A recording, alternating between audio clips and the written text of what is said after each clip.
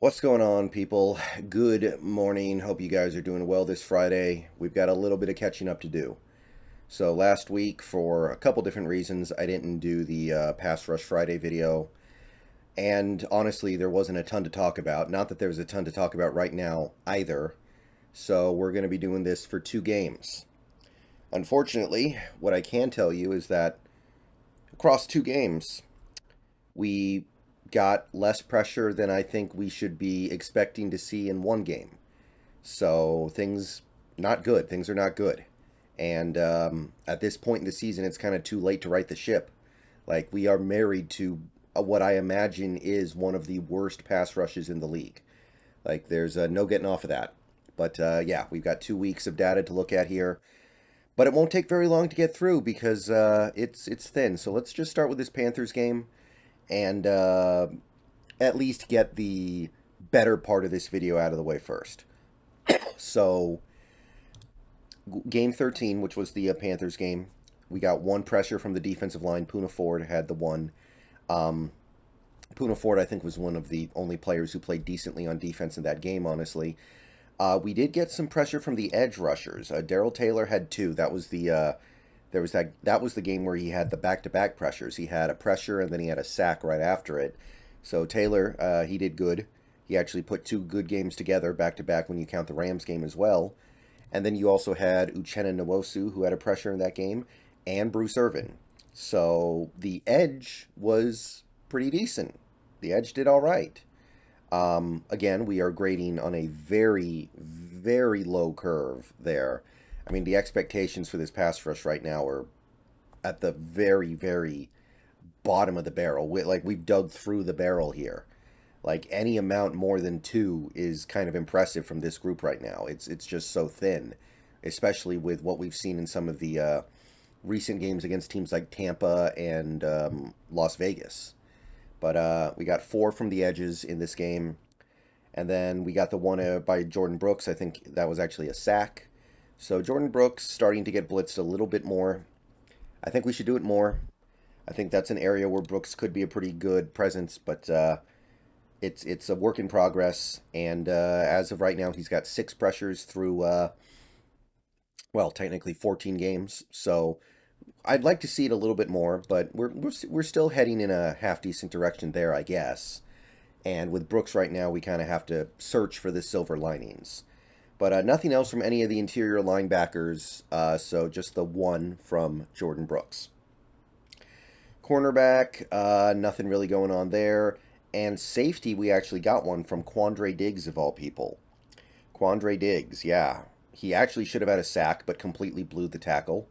And he may not get another opportunity like that again, so he's going to regret not getting that sack. But he added one to the total, and at the end of the day, number of QB pressures by the Seahawks against the Panthers was 7. 7, which is not that much worse than what we've seen from this pass rush in recent games, to be perfectly honest. Honestly, it might be a little bit above average from where this pass rush has been since really the, I guess, second Cardinals game. So it's not good, but that is actually about as good as it's been for us over the past month and a half, which gives you an idea of the real problem here. Like, there are a lot of things wrong with this defense, but the lack of pass rush is just, it's almost impossible to overcome. I don't know how these cornerbacks are holding up as well as they are with the lack of pass rush. Woolen's coverage metrics are great. Michael Jackson's are great. And they're doing it with such little QB pressure. It's actually kind of a miracle. The Niners game was even worse, which is not terribly surprising. The Niners have a really good offensive line. The Niners have a quarterback who is very focused on getting the ball out quickly because he's Mr. Irrelevant, right? He doesn't want to stand in there and wait to get hit. No, he wants to get the ball out of his hands. And he did that. So it kind of makes sense you would get no pressure against the Niners, but that's working from a place of you acknowledging that your pass rush is completely toothless. Quentin Jefferson had a pressure. I think he actually had the only sack in the game. Poona Ford had one as well. Nwosu had one pressure. And that's it. Yeah, let's just skip right to the bottom here. 3 QB pressures. 3 quarterback pressures in a full game with your division hopes on the line. against a rival at home, and Brock Purdy barely had to wash his uniform after that game. Nothing else going on here. Nothing exotic, nothing interesting. No throw the kitchen sink at him because this is the last chance we have to revive our division, winning the division hopes. Just blah, you know? Just a bunch of blah. And we've only got 3 games left. And you guys can see, most of these guys, especially the guys we expected a lot of, are going to just fall flat on their face. Shelby Harris has 6 QB pressures, and I like Shelby Harris. I think he's playing well. But 6 QB pressures in 14 games, that's something you would expect from, like, LJ Collier if you gave him that many snaps. I'm sorry, but it's true. Quentin Jefferson couldn't live up to my middling expectations. Even Poona Ford is probably not going to get there. The only guy who looks like he's on pace to live up to expectations, who had expectations of significance, is Nwosu. He's got 21. I expected like 25. Nwosu's been better than I thought. But other than that, especially from the guys you expected to really carry the load, you're getting so little. Darrell Taylor, with how little he's playing lately, I don't even know if he gets halfway to 35. I don't think he does. I don't think he has 2 more pressures in him. He's barely playing. Mafe might get to 10, but that's 10 pressures. That's whatever. That's kind of meaningless. That doesn't do anything for me. And even if it did, Alton Robinson not even playing this year kind of wipes that whole thing out.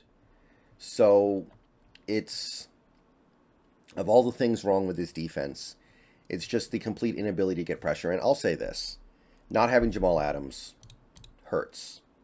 If we had Jamal Adams, things would be okay, I think. Things would be better.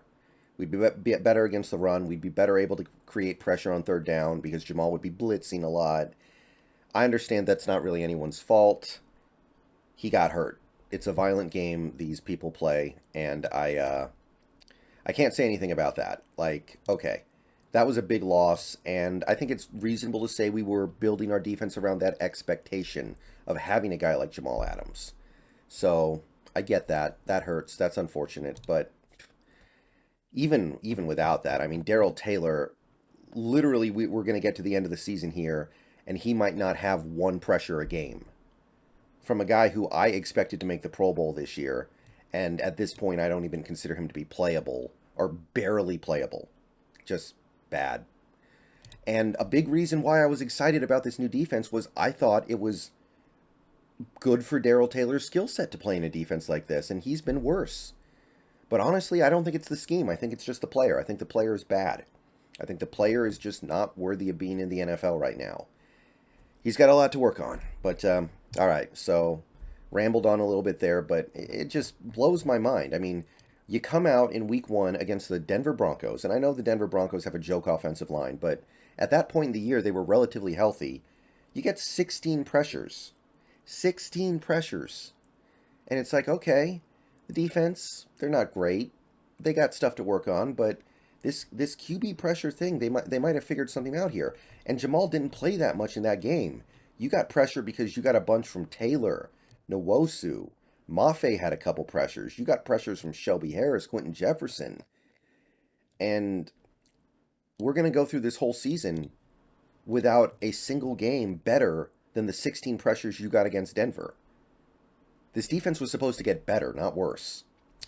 See you guys later. Go Hawks.